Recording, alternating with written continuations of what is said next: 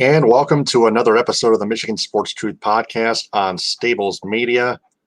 I'm Taylor Phillips. This is the Michigan Sports Truth Podcast weekly recap on Stables Media for Sunday, December 19th, 2021. I'm Taylor Phillips. Follow me on Twitter, TikTok, and Instagram at DT2Phillips. My opening statement, the Lions get an unneeded win over a top dog NFC team and are starting to not tank right anymore. The new COVID variant is spreading all over the NHL involving the Red Wings. The Pistons are still stuck on 4 wins while they keep racking up their losses. They're at 24 losses right now, 4-24. And the Michigan Wolverines men's basketball team also pulls an upset.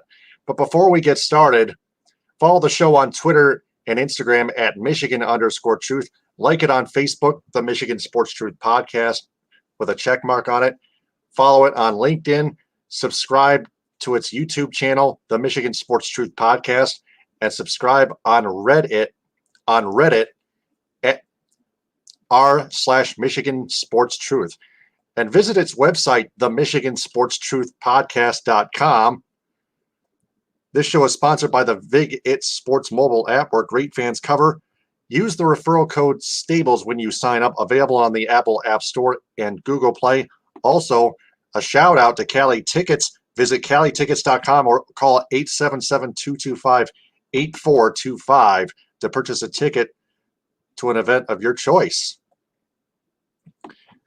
So the Lions, they upset the Arizona Cardinals 30-12. Imagine winning by 18 against a 10-3 Arizona Cardinals team going in. They're now 10-4.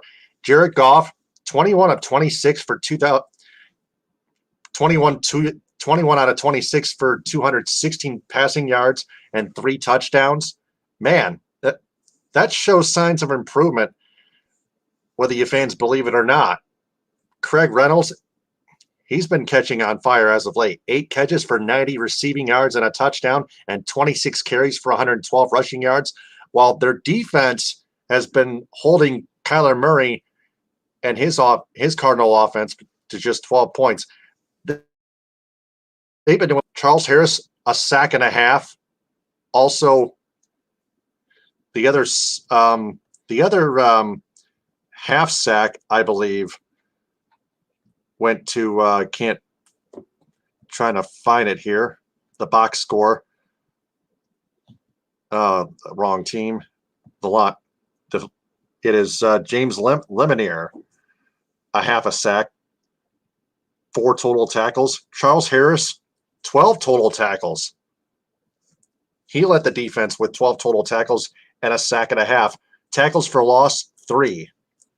Solo tackles, 7. That is amazing. Their defense, even Oruwari came up with a pick. Amari Oruwari came up with an interception. Let's see here.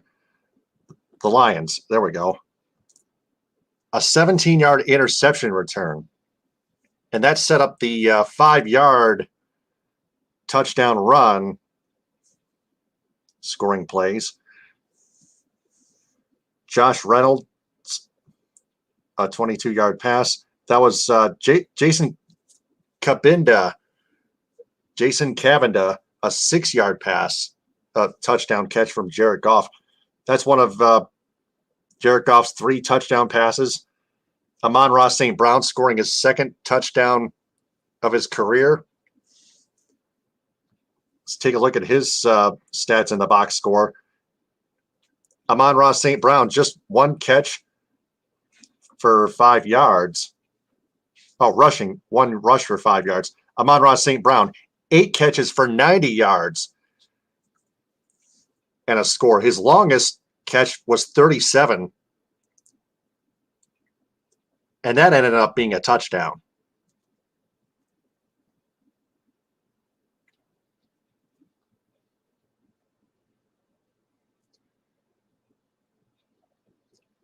So the Lions, they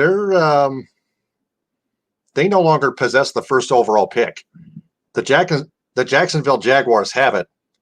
They lost to the Houston Texans 30-16. The Houston Texans are 3-11. The Jacksonville Jaguars are 2-12. The Lions are 2-11-1.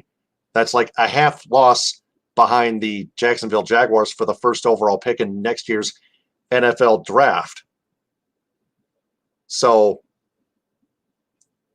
this first overall pick is more up for grabs. It's been up for grabs even before the Lions were going into their game against the Arizona Cardinals. That was 2 weeks after their big win over the Minnesota Vikings.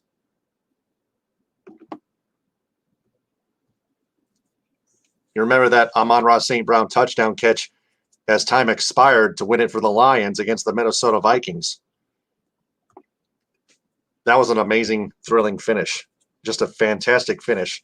11 yards out at Ford Field. But that put a dent. That put the first dent in the Lions' tank. The Lions were 0-10-1 going in to their thrilling win over the Minnesota Vikings, 29-27. So the Lions take on the Atlanta Falcons at the, I believe, the Georgia Dome. I think that's an old name. December 26. Okay, it's Mercedes-Benz Stadium. That is, yes. And that is on Fox. The Atlanta Falcons are coming off a 31-13 loss to the San Francisco 49ers a bit earlier. Falcons dropped to 6-8. There's no spread as of yet. 49ers are 8-6.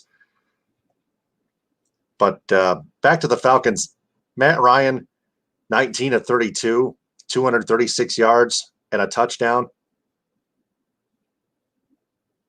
Also got Mike Davis, 6 carries for just 21 yards. And then receiving-wise, Russell Gage, 8 receptions for 91 yards and a touchdown. That's all the Falcons offense could rack up. 62 rushing yards total for the Atlanta Falcons. 236 receiving yards. So the Falcons like to stick to their passing game more than the running game, I guess. Their running game has not been good. The Lions' defensive line can easily stop that, but their secondary, although Amari Oruwariye came up with a nice pick, and he came out of nowhere and got there just in time. There was a Will Harris pass interference call. Will Harris grabbed the defender like not once but twice while the pass came to him and hit Harris in the back. It was on target for the intended receiver, but that's when the flag was thrown. That's what you can't do. You gotta focus on the pass while trying to cover the receiver. You can cover the receiver, but you can't put your hands on him. You just can't. You grabbed him twice if you're Will Harris. That's what gets you 15 yards. That's what cost your team 15 yards. And the Cardinals luckily settled for a field goal. But it's still a lesson learned for the secondary. So the secondary defense is the Lions' weakness in general, despite that Oruwariye pick. So I think the Falcons are going to get a leg up on the Lions 24-21. That's my Viget analysis and scoring prediction. I'm distinguishing between rushing and receiving, and the rushing defense and the passing defense and the quarterback situation. Matt Ryan has thrown 11 interceptions thus far. Jared Goff only 8, but Jared Goff has improved. Matt Ryan hasn't. but the Falcons have a better record than the Lions have on paper. So it's going to be a close one. 24-21. I'm trying to arrange it as best I can. That's my biggest scoring prediction with analysis. The Red Wings, they've been put on pause just an hour earlier due to COVID spreading. One day after Dylan Larkin scored his first NHL hat trick to propel them to a 5-2 win at Little Caesars Arena over the New Jersey Devils. Dylan Larkin earned that hat trick, and Thomas Greiss, who filled in for Alex Nedeljkovic, who was out due to COVID, along with head coach Jeff Blashill and assistant coach Alex Tanguay and forward Philip Zadina and two others, which is a disaster. Thomas Greiss came up big. Just the 2 goals against. And the Red Wings shut down through the holiday break through December 26. That's the date that I'm looking for. They've assigned Dan Renouf to the Grand Rapids Griffins. Looking for Thomas Greiss, 32 saves to collect his 6th win of the season. 4 players and 2 coaches. So the Red Wings are going to be off through the 26th, and then they'll have a determination on whether they'll play again or not, when they'll play or not, or if they'll be delayed. If their delay will be COVID delay will be extended. So the Red Wings right now still hold the second wild card spot in the Eastern Conference, 15-13-3 with 33 points, a .532 point percentage in 31 games, a minus 16 goal differential. That still needs to improve. So not only the goaltending, but the defense still need to step it up more. So that's Red Wings. The Pistons, they're still stuck on 4 wins. They're live at home against the Miami Heat on Bally Sports Detroit. And I'm looking at the score. The Pistons lead the Miami Heat 84-79 with 7:39 left to play in the 4th quarter. The Heat have outscored the Pistons 12-5 in the 4th quarter. The Pistons outscored the Heat 33-19 in the 3rd quarter. That's not bad. That's pretty good. Cade Cunningham with only 2 points, but he has been their leading scorer for most games since Jeremy Grant has been out with a sprained right thumb. And Sadiq Bey just barely leading the Pistons in scoring with 16 points. Hamidou Diallo right behind him with 15. Frank Jackson with 12. Isaiah Stewart with 7. Killian Hayes with 8. Corey Joseph with 8. Trey Lyles with 8. 3 Pistons in double figures, but that's kind of the next man up mentality. Now it's 86-79. Pistons shooting 47% after Sadiq Bey's bucket. And I'm getting an update on the draft order snapshot. The Lions hold the 2nd overall pick, according to Spot Track on Twitter at Spot Track. Right now, the Houston Texans, of course, 3rd at 3-11. Lions 2-11-1. In case you might have missed it, Jaguars 2-12, the 1st overall pick. So there's that. But back to the Pistons, 88-79. Pistons lead 6:49 left against the Miami Heat. There's Cade Cunningham with a fast break bucket, 1-on-2, and he takes it to the rack with a finger roll to score a deuce. Heat take a timeout. Then the New York Jets at 4th, the Giants at 5th, so on and so forth. But the Michigan Wolverines, they upset the 5th-ranked Baylor Bears, I think. in overtime, 74-68.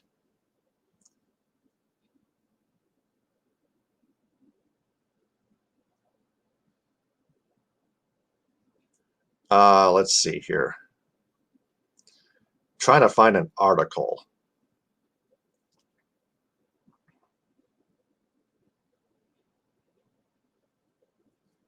They crushed They crushed the Southern Utah Thunderbirds 87-50 just last night, and they play another game.